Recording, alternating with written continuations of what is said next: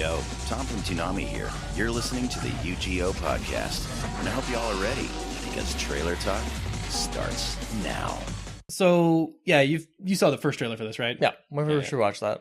Yeah, it was, so this is based off of the book, with the sci-fi, I guess 80s theme, really, not just sci-fi specific, but like a bunch of pop culture references, and directed by Steven Spielberg.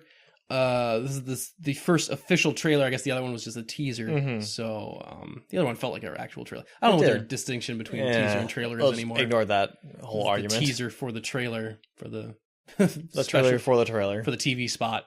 But yeah, let's give this one a watch. I'm very curious. My name's Wade Watts. My dad picked that name because it sounded like a superhero's alter ego, like Peter Parker or Bruce Banner. But he I do love that alliteration. My mom too. Not as much as DC loves the number 52. Sitting here in my tiny corner of nowhere. There's nowhere left to go. Nowhere. Except the Oasis. Which is different than the Matrix, all right? Yeah, because you go there on purpose. A whole virtual universe.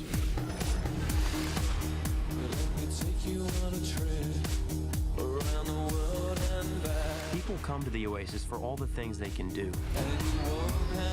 Wow, we have a character with actually kind of large eyes that doesn't look like a monster. It helps when everyone else is a CG creation. Yeah. Ooh. Yeah. Can't care. It's the only place that feels like I mean anything. The Oasis was the brainchild of James Halliday. Hello. If you're watching this, I'm dead. I created And you can tell I'm a very hidden upset object, about it. an Easter egg. The first person to find the egg will inherit $500 billion and total control of the Oasis itself. Yeah, that's a pretty good start. Scramble!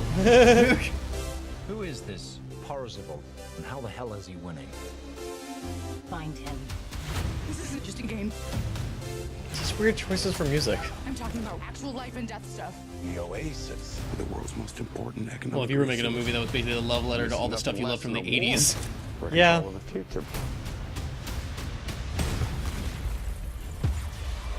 Tell him bad guy because I have a scar. Ryan, Wade.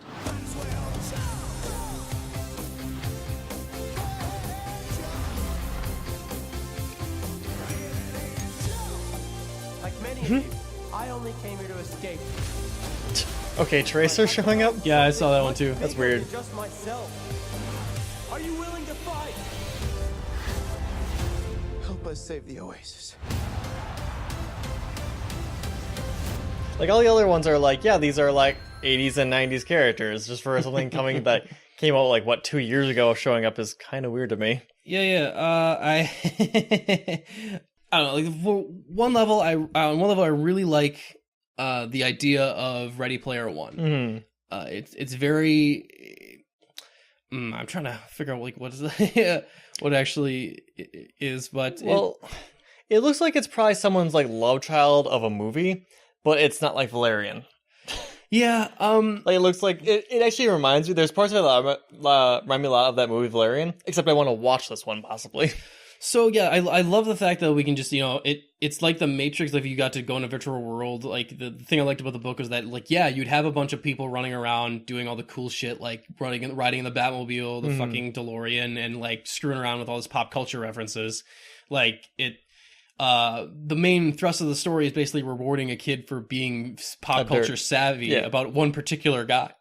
Because the Oasis is made by this one guy who was very into this 80s specific. There's like one level in the what do you call it, the game, like, where they have to redo War Games. They have to just quote War Games line by line, and in order to get the Easter egg, in order to inherit like the internet. Okay. So yeah, they're gonna have to update that a little bit, because I don't know if like how many people remember War Games now. You guys remember Matthew Broderick, babyface Matthew Broderick? But yeah, so I like the idea. I mean, I love a good pop culture reference. I kind of like the idea of hodgepodging everyone together and just like having a massive like fucking fight. It seems fun, but again, even in this trailer, it seems so frantic, right? You're like, hey, that might have been a character I know, but I can't tell because they're already gone not even half a second later. So I want to give it up for the trailer. it's hectic, and it's really fast. There's fast cuts, so I don't want to like knock on it too much.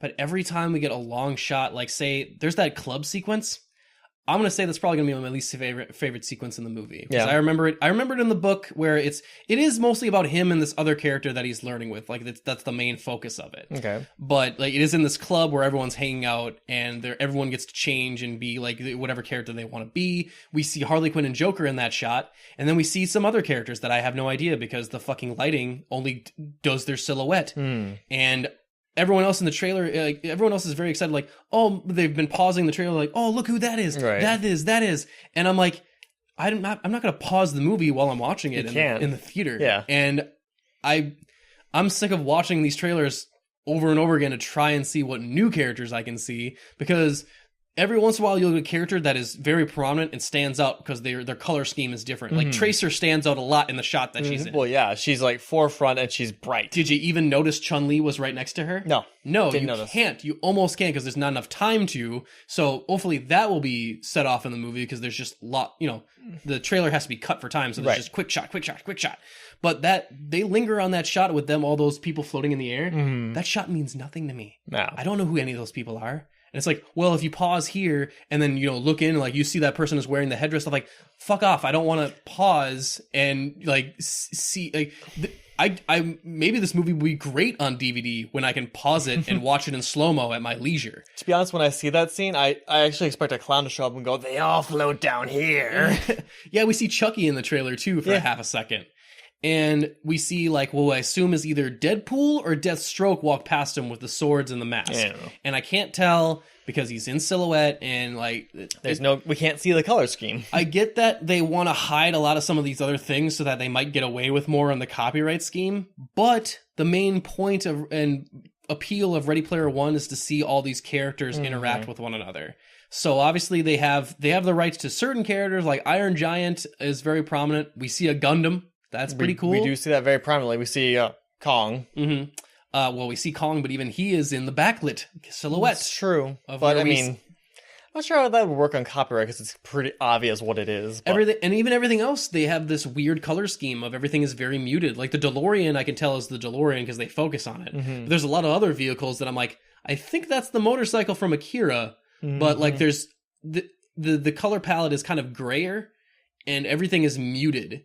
Like when they have that charging sequence of everyone charging at once, I'm like, I see Iron Giant and I see a Battletoad in the front. And I'm like, that Battletoad draw my attention because I'm like, really? Battletoad? But like really not a Ninja Turtle? I'm sure if they have a Battletoad in there, there's a Ninja Turtle somewhere in the trailer. Like I would almost assume like it would have to be somewhere in there. So yeah, for a movie that like is very like the plot is very thin, like it's very much like this kid is very it's literally an Easter egg hunt. They say it in the trailer. Yeah, it's basically like a giant metaphor for like screw you, Dad. Reading all these comic books and watching all these movies did amount to something. It did achieve something in my life. Which is fine. I really like the book because I'm a sucker for a good like pop culture. Yeah. At one point, he goes and fucks up some people in an Imperial starship with this ship from Firefly in the book, and I'm kind of like, yeah, that sounds awesome. That sounds like something I would do if there was this virtual reality and you could do anything. Oh yeah.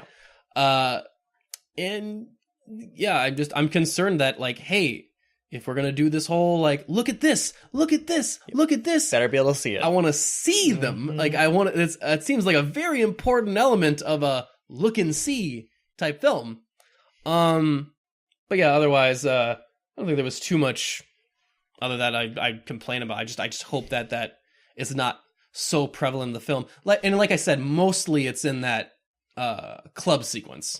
Like that's where it's the worst. Where it's just like, yeah, you might as well just have these random people in the background because I cannot tell who they are. And this isn't really that much different than the teaser trailer to begin with.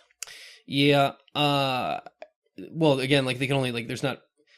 They show a little bit like a him rallying people at the very end, which he sort of does in the book, but it's kind of like, I don't know. I'm very tepidly awaiting this film. I don't want to get my hopes up too much because it looks like it's gonna be a fun romp, and that's what I'm expecting from it.